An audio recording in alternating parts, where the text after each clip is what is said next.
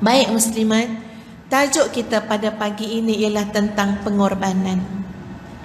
Ya, tentang pengorbanan. Siapa yang korban tahun ni? Cuba angkat tangan. Dia dah bayar dah, ya. Maknanya betul-betul lah dah bayar dah ni nak korban tahun ni. Cuba angkat tangan lagi sekali tuan-puan. Alhamdulillah, alhamdulillah. Satu ayat kita kena faham pada pagi ini. A'udzu billahi minasyaitonir rajim. Innama yataqabbalullahu minal muttaqin. Innama, hanya senya. Mana dalam banyak-banyak tu tuan-puan, Allah telah kecilkan lagi skop itu. Innama, hanya senya, yataqabbalullah, Allah hanya menerima minal muttaqin, daripada orang yang bertakwa. Kita nak korban tahun ni tuan-puan, bukan kisah pasal darah-darah yang menitik, bukan cerita pasal duit yang kita bagi. Ya, nak beli, okey, saya nak dapat satu bahagian. Bukan pasal kisah nak sembelih, bukan pasal kisah nak bagi-bagi daging. Ya, tapi yang nak dibawa, diangkat, nak sampai kepada Allah Azza wa Jalla. Setiap yang dinamakan ibadah ini, apatah lagi yang kita bincang tentang ibadah korban, yang nak sampai kepada Allah adalah nilai takwa. Dan takwa itu ada di mana? At-taqwa hahuna, di sini. Jadi insya-Allah nanti ni pada hari Rabu nanti kan, ya, kita hari Rabu lah hari yang korban. Rabu, Khamis, Jumaat, Sabtu, kita yang melakukan ibadah korban ni, masya-Allah, yang paling besar nak dilihat kepada kita adalah hati kita.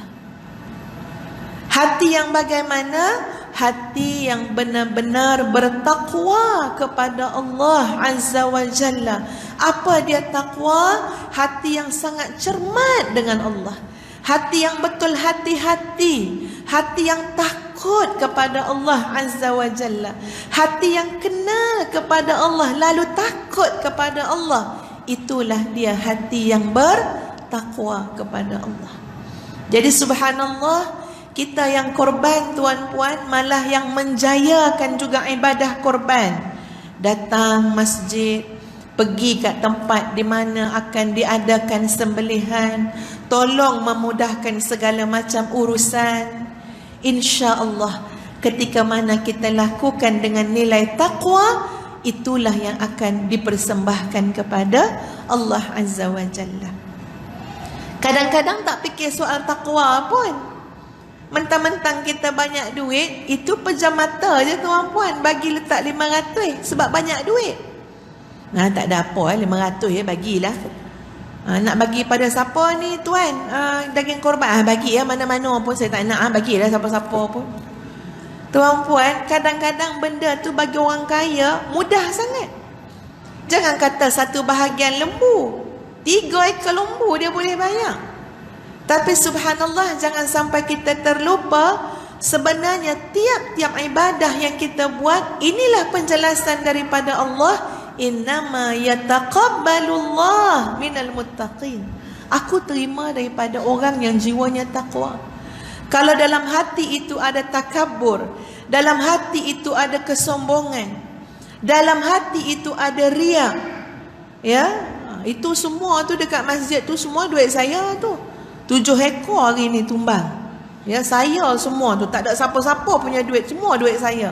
Kalau itulah bunyinya orang yang korban, maka kita rasa, ya Allah, ya, apakah itu datang daripada jiwa yang bertakwa ataupun tidak. Muslimin muslimat yang ustazah kasihi sekalian, pada pagi ini, ya, ustazah nak bercakap soal pengorbanan itu. Sebab, ya, bukan nak cerita bab hukum sangatlah, ya, bab hukum korban. Ya ustazah boleh tak, ya, kalau kambing saya tu kurus je, itu kita tak cerita bab hukum lah pagi ni.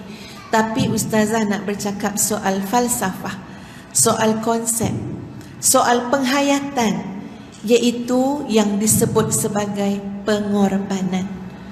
Dalam hidup kita ni tuan-puan, kalau kita tidak boleh berkorban, kalau kita nak abaikan, tak nak ada pengorbanan, maka di sana akan terkait dengan bagaimana kita nak membuktikan keimanan dan tauhid kita kepada Allah kalau dalam hidup kita tidak ada istilah pengorbanan. Tak ada istilah pengorbanan.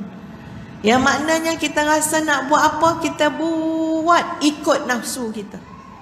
Tak ada apa yang kita nak korbankan. Padahal subhanallah, kalau kita tengok bagaimana Nabi SAW, tengok peperangan di zaman Nabi SAW. Agak-agak tuan-tuan dan puan-puan sekalian, para sahabat yang bersama dengan Nabi nak pergi perang, agak-agak kena berkorban ke tidak?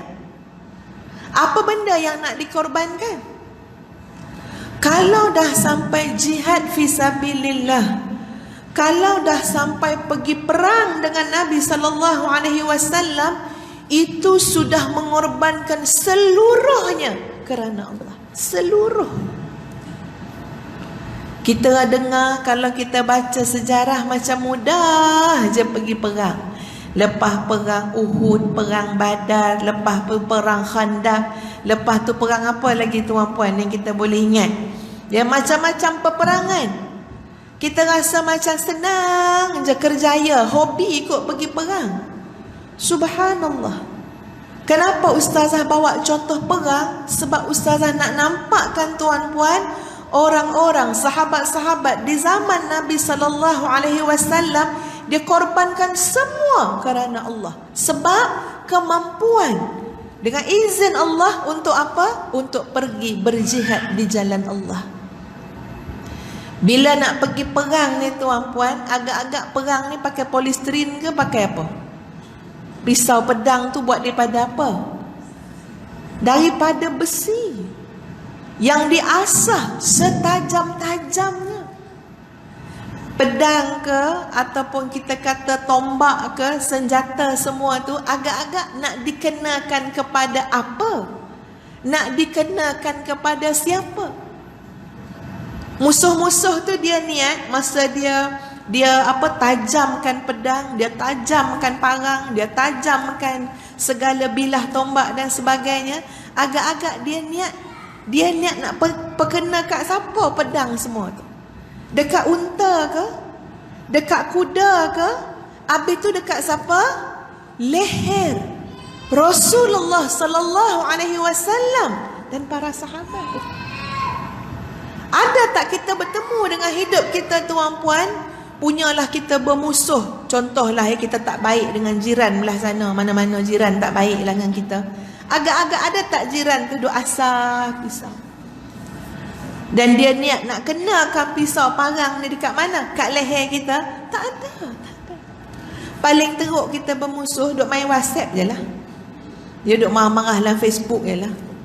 Tapi ini Masya Allah, nak bertemu dengan siapa? Dengan musuh yang siap niat, sahaja aku asah parang, sahaja aku asah pedang, ya, untuk aku bunuh orang-orang yang bersama dengan Muhammad sallallahu alaihi wasallam, dengan Nabi kita Muhammad sallallahu alaihi wasallam, demi untuk tujuan-tujuan mereka, iaitu orang-orang kafir.